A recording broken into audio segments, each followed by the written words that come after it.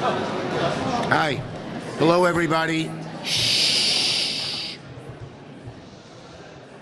We're going to have to be brief because we have the meeting with the Prime Minister very soon, and we have to vote still. Okay. So I want to thank Senator Klobuchar for coming. Senator Blumenthal is expected, but he's at the Armed Services Committee. Well, it's not even been a week since President Trump signed his big, ugly betrayal, and yet, shh, Americans are already starting to feel the impacts. Last week, the Republicans' rushed, reckless, and rammed-through process resulted in a bill that was not written with input from the American people, but with billionaires, corporations, and marching orders from President Trump. And the final product was worse for it.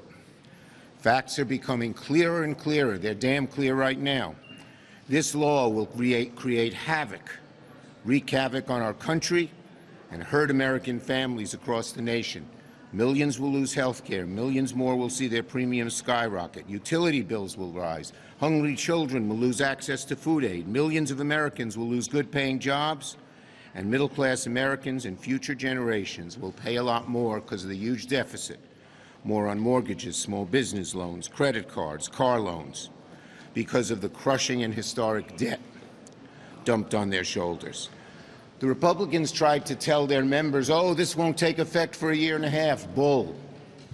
You cannot make such large cuts and not have it have immediate effect, because hospitals and any kind of business, clean energy, has to plan for the future. So here, this is just a short time after they passed their big, ugly betrayal. These are a few headlines. Rural Southwest Nebraska clinic closes, blaming expected Medicaid cuts. This one is Maine. Medicaid cuts lead to rural Maine hospital closures and service reductions. News 9, Oklahoma. Oklahoma healthcare officials warn of rural hospital closure and pending Medicaid cuts. That's just a few, and the number is going to grow every week. And we'll also be hearing about a lot of job losses, clean energy companies closing right away. They can't, when they know the tax credit is going to be cut off shortly, they're not going forward right now with their projects. So it's happening everywhere. The Nebraska clinic I mentioned has been in operation for 30 years. It serves a town of about 900 people, and now it's closing because of the awful bill. Throughout the campaign and for months after, President Trump and Republicans promised they would not touch Medicaid. That was a lie. That was a lie. The headlines already prove it. And unfortunately, it's just beginning. We know that about 17 million Americans will be ripped off health care, tens of thousands will die, and premiums, and that's going to happen right away too. The insurance companies have to start, health insurance insurers have to start setting their premiums in October. And because of this bill, we're going to go way up. Why? To give tax cuts to billionaires. It's profane, it's morally bankrupt, it's sickening. We are already seeing in all the data that the people are hearing what we say and they don't like what the Republicans have done. We've been very effective over the last month in letting America know how bad this is. And Amy showed a chart in our caucus that it was the second most unpopular act that Congress has passed. What was first?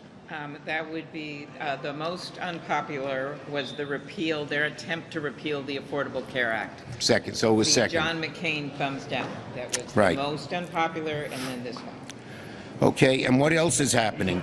Trump is decimating the VA. This week, the VA announced plans for wide-scale employee reductions at the VA, 30,000 jobs.